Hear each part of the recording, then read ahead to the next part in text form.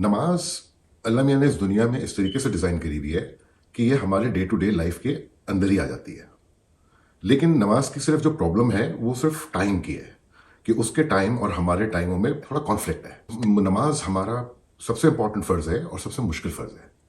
लेकिन जब हम अपनी रूटीन लाइफ को देखते हैं आज की, तो जनरली लोग सुबह उठते हैं काम पे जाने के लिए, और काम पे जाने से पहले 2 घंटे का फ़र्क होता है फजर की नमाज का, जो कि डिफ़िकल्ट होता है, किसी के लिए भी डिफ़िकल्ट होता है।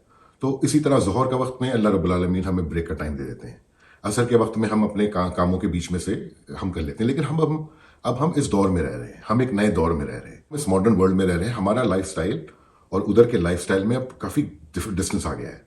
तो नमाज हमारे लिए मुश्किल है, लेकिन हमें अपने कुरान को नए दौर से देख करके अपनी नमाज को नए दौर से अप्लाई करना पड़ेगा, क्योंकि ये हमारे सिस्टम का ही हिस्सा है। उठते हैं हम, सुबह उठ करके शावर लेते हैं, वो हमारा वजू हो जाता है, हम निकलते हैं, हम 2 रकात नमाज फजर की पढ़ते हैं। फ़र्ज़ ही हमारे ऊपर फ़र्ज़ है, तो 2 रकात नमाज फ़र्ज़ ही अदा करनी है और निकल जाना है। 2 रकात नमाज फ़र्ज़ को अदा करने के लिए हमें 5 मिनट लगते हैं, और अगर हम गाड़ी चला रहे हैं तो हम गाड़ी चलाते हुए पढ़ लेते हैं, और अगर हम गाड़ी नहीं चला रहे हैं और हम घर पे हैं तो हम घर में पढ़ लेते हैं।